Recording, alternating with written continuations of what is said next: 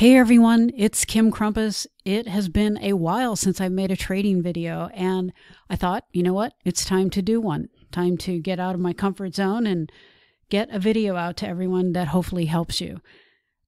First though, I want to just briefly say a couple words about what we're going through globally and really hope that you're hanging in there while we're going through this new normal that we're all being called upon to handle, which is social distancing, staying at home, maybe losing a job or having a spouse lose a job, or God forbid, or someone is sick. Also, some of you that have children, now you're being called upon to be a teacher and to stay at home and get creative. So I get it. It's hard. It's hard for all of us because none of us have been through a pandemic, and yet here we are.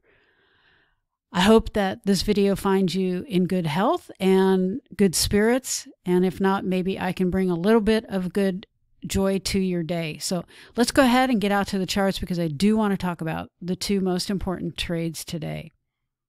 All right, so what we're looking at here is the dollar CAD because this pair had the biggest trade this morning, trades I should say, and I want to take a look at those.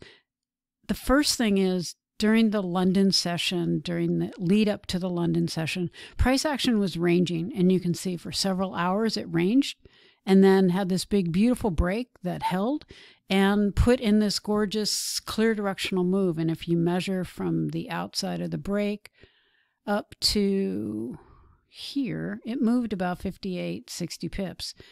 And then New York session traders come in, and I'm looking at a pullback to get into this move. I get in here and I'm using a 10 pip stop, and that stop was hit. As you can see, this spike happened right here. All right, so I got taken out of this first trade for 10 pips. We have re-entry rules, so once the trade planning session was done, I was able to get back into this at the 50 level right in here, and I took it all the way up to 20 up here. So this trade here, this second trade, was plus 70 pips, and it went even much higher than where I actually got out.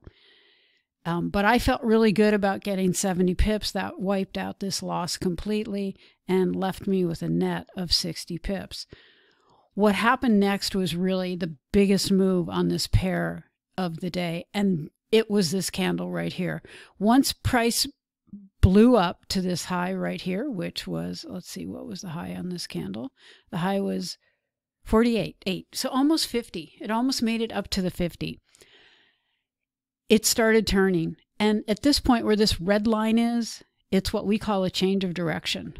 And a change of direction had formed, and we have specific rules on trading change of direction, but this candle right here met all the criteria for change of direction. And if you understand the rules and you are a more experienced trader, this trade would have been a super great trade to get into.